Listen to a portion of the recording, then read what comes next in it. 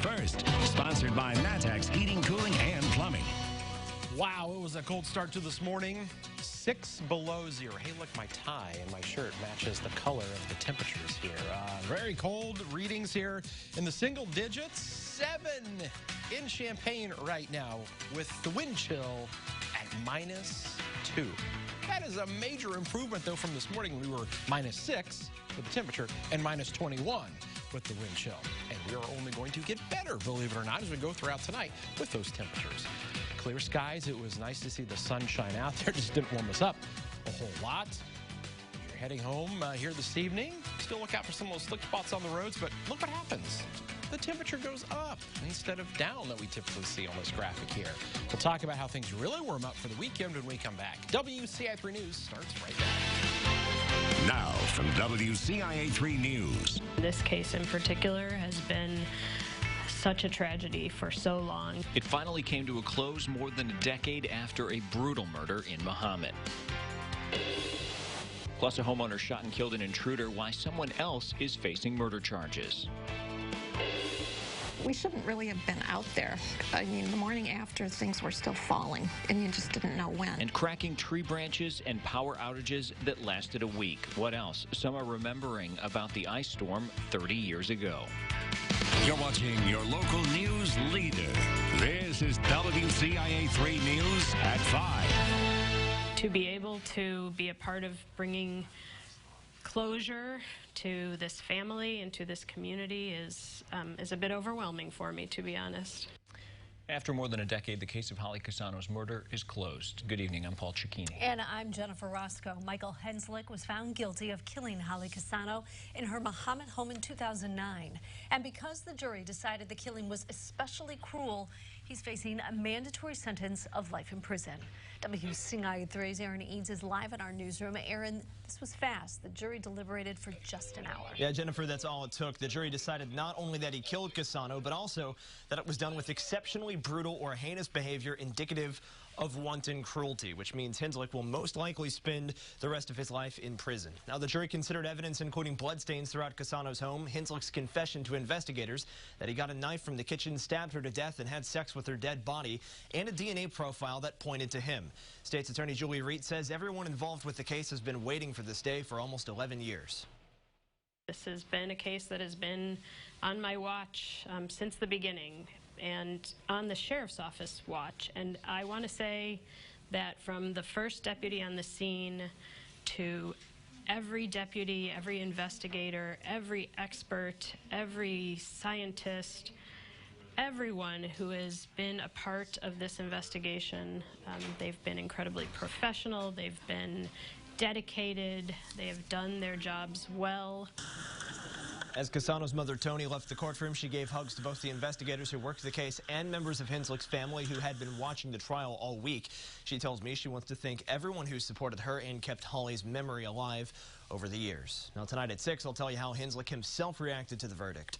Live in the newsroom, Aaron Eads, WCIA 3, your local news leader. That mother did not ever give up. She never did. All right, thank you. Henslick will officially be sentenced next month. Prosecutors say they'll present even more evidence then. When Casano was murdered, her daughter was just less than 2 years old. She was never brought up during the trial, but the state's attorney says she will be mentioned during sentencing. A Danville man is facing murder charges. Police arrested 30-year-old Reggie Haywood. They say he was involved in an armed robbery last month. One of the homeowners shot one of the other robbery suspects, Jordan Valdez Parrish.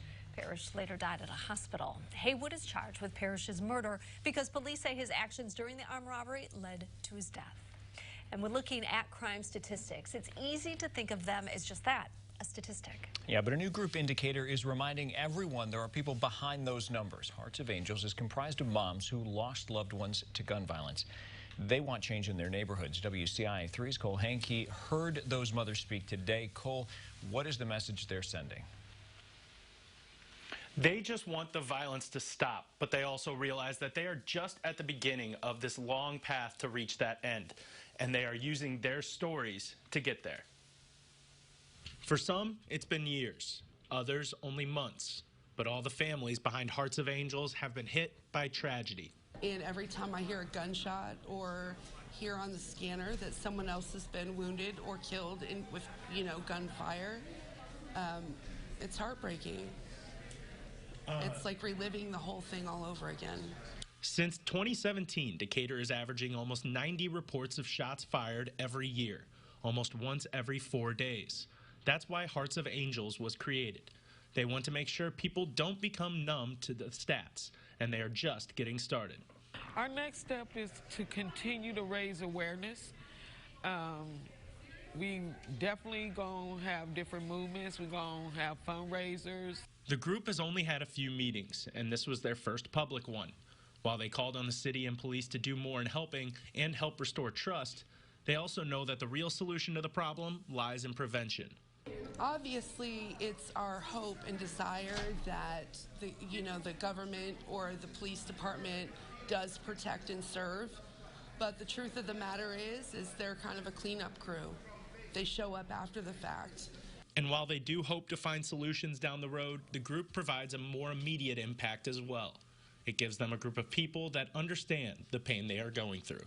Instead of us holding on to the pain, we're trying to learn, to try to find a place in our hearts to forgive so that we can move on. It took me a long time, but I'm getting there.